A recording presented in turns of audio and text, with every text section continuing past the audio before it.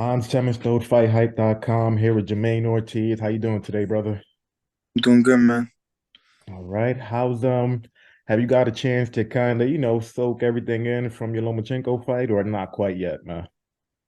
Uh, Little by little, I just kind of got back and just trying to get back into life a little bit. It was a long training camp, a long time just away from everybody, everything at back home. So just trying to slowly, after, recovering a little bit and just getting back into the motion of how I normally do things. Gotcha. Now, just straight up, man, like when you heard the judges' scorecards, man, did you think that you were gonna win that fight? Do you feel like you did enough, man? I do, I heard the scorecards. I'm like, yup, I got it. The last scorecard with that 117-11, I'm like, that's pretty wide for either of us, for me and for him. I just thought that was real wide, and I thought I had it until I heard the new, and I'm like, oh shit. I mean, you're obviously taking it really well, man. But especially with the 117, 111, does a part of you feel a little bit, maybe disrespected that, the judges had it so wide for him, man? I don't feel personally disrespected because I understand the business of boxing and I've watched robberies before, so I don't take anything personal and I don't take that directed to me. I just take it as that's what happens in this game. Sometimes we've seen robberies before and we've seen crazy scorecards before, so it's nothing new. In the first round, especially, you came out really on fire, man. You lumped up his eye pretty nicely. At any point in that fight, do you feel like you hurt him, man? Um, in the fight, during the fight, no. I knew that I was strong, just from the sparring and stuff like that for him, but I didn't feel like there was a time where he was hurt. And then when I rewatched the fight and hearing other people saying, that I hurt him to the body, they was able to see that. And when I rewatched the fight, I caught him with a check hook coming in, and I kind of felt like he was out on his feet from watching the footage. But during the fight, no. But after rewatching it, I'm like, there's a couple of times if I would have just picked it up and stepped it up and brought it to him, I could have got him out of there. That kind of flows perfectly into my next question, man. Granted, you feel like you won the fight. Loma fought a lot of times in Madison Square Garden, and I was there watching it, and a lot of people were kind of booing that decision, man. What do you kind of feel like, just looking back, what do you think you probably could have did to, I guess sway the judges a little bit?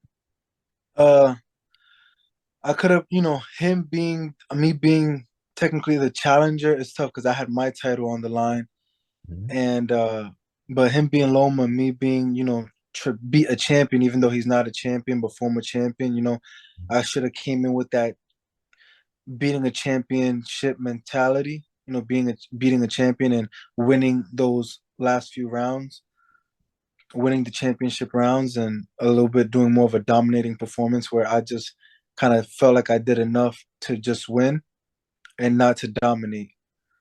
So Got I felt like if I would have done literally just a little bit more in each round,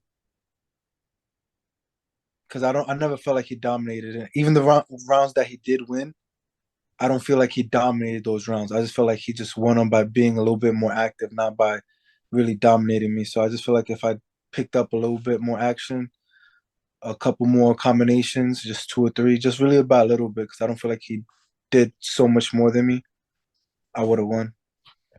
Kind of looking back at it, man. I know you're really familiar with him, but was there anything he did that kind of caught you off guard in the championship rounds? Like you said, he came out really aggressive. I guess he felt that he was down on the cards. But at any point, did he do anything that was kind of a little surprising that made you say, "Oh shit, I didn't see that coming"? No, well, his jab over my jab was good, was fast. He was timing it well, but it wasn't nothing that I didn't expect. You know what I mean? Like nothing that is not his style. It's what he does. So when he was catching me with his 1-2, it's not something that I was surprised by. It was his timing and he was catching on. Gotcha. Now, like I said, I was there at the fight. After the fight, I got a chance to talk to a few of Lomachenko's team members. And they were telling me that, you put up a great fight, but some of them had it like 9-3 for Loma. Personally, I thought that was ridiculous, but that's what they were saying. What's kind of just like your response to, Team Loma saying that they won pretty clearly, 9-3, 8-4 the most, man? They're gonna say what they're gonna say. My team's gonna say the same thing. So his team's saying they thought they won 8-4. I believe I won 8-4. So uh, you know, at the end of the day, the media and when people talk is just opinionated. Absolutely, man. Do you think that, I mean, obviously Loma's gonna head into a fight with Devin Haney now, at least most likely anyways. Do you think that Loma shouldn't go into that fight and he should instead just give you a rematch, man?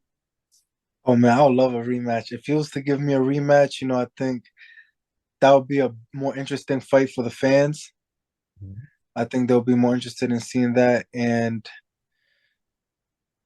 if they really believe they won, let's run it back and see if he could win a dominating fashion or if I'll win in a dominating fashion. I know if I was to face him again, I'll take him out. I wouldn't let it go to decision.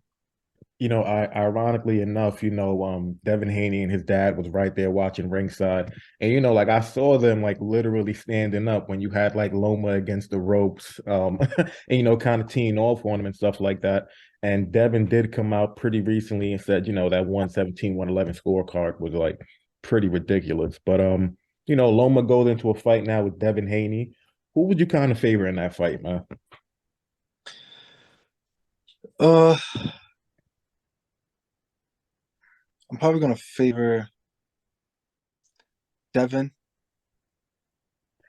but we'll see. I still heard a lot of response and a lot of people saying that they feel like Loma will still give him a fight. I don't know. I just think, from his performance and watching how good he got his good jab and how I kind of dominated Loma with just basically my jab and was kind of controlling him, I feel like he would just probably do the same thing and keep him at bay. I feel like Loma is too small for the lightweight division, Hmm. and Devin would be, too strong for him. Gotcha. And Uh, it would kind of you, be like, you know what I mean? yeah. Now, A repeat of me and his fight. Okay, I see what you're saying. Um, really wanted to know because you've sparred Loma in years past, would you say that Loma is the same exact guy from the guy that you sparred compared to the guy that you fought, that Saturday night? Is he the same or is he slipping, man? To me, the kind of the fight went exactly how sparring did. Mm, Um, so, and you seen what he did to Comey right after.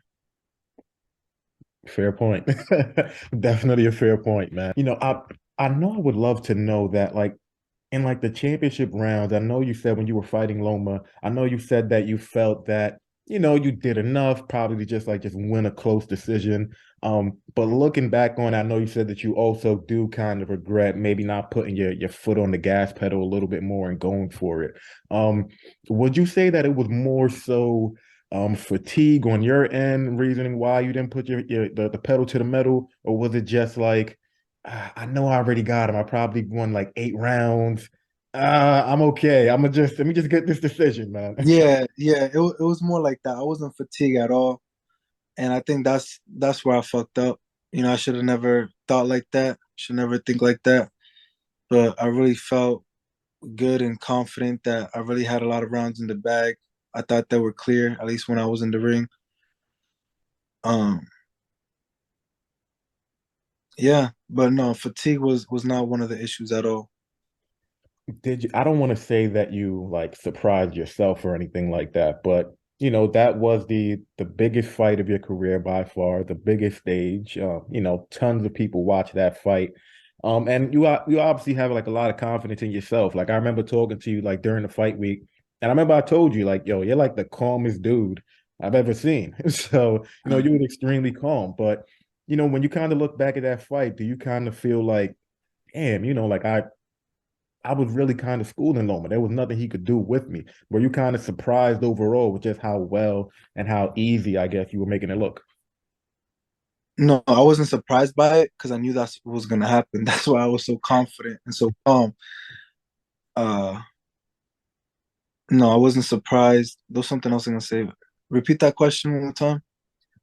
Were you overall surprised by how, Oh, I was yeah. gonna say my fault. Mhm. I think that was one of the problems. I was too calm. I feel Mm, like I was too calm and maybe too confident. Like I said, like I felt like I had these rounds in the back, and I just think I was too calm, too confident, and just too relaxed, and just too home, too gym feel, like too gym feeling. Like when you're in the gym, it's just another day, another sparring session. yeah. I felt like it was like that. And where sometimes it was like, you're controlling the sparring sessions. You could pick it up whenever you want, and you kind of just sometimes relax. I had that too much of that feeling. I think that's what messed me up was I didn't have that a little bit of anxiousness or urgency or any bit of pressure. I was just too calm, too relaxed, too confident, probably too chill. Um, but still taking risk management and still not trying to go all out, get hit with anything because anything can happen in boxing. And I learned from my mistakes with the Adorno fight. And if I'm up, why continue to rush, rush, rush, rush, and just from there, just kind of take my time, pick my spots, pick the times when I decide to really flurry out and not just go all out from the beginning of the bell to the end of the bell. And that's kind of what was my thought process throughout the fight was just if I'm winning, do this, do enough. And because I was just too calm. Like I was literally having conversations with myself during the fight. Just too calm. I'm like, bruh, other people like they'll get anxious and stuff, and I always tell myself like I'm not the type of fighter that gets butterflies or anything. Like I really just be so calm and so chill, and because I believe in myself. I don't think a lot of fighters actually believe they're gonna win the win, even though they say it. I just truly believe in myself 110%. I know there's an unwritten rule in boxing, you don't give like the full details of like sparring and stuff like that. So I'm not gonna ask you to like just break down how exactly, each sparring session was, but is it kind of safe to say that you were getting like the better of Loma in those sparring sessions in your view, man? Um, I wouldn't even say so. It was a very calm sparring. Just I know he was working on stuff. I was just trying to be the best sparring partner for and to imitate Comey as much as I could, and that's all it was. That's all I'm gonna leave it at. Sparring Gotcha. is sparring. Yeah, I can't really take sparring too seriously sometimes. Gotcha.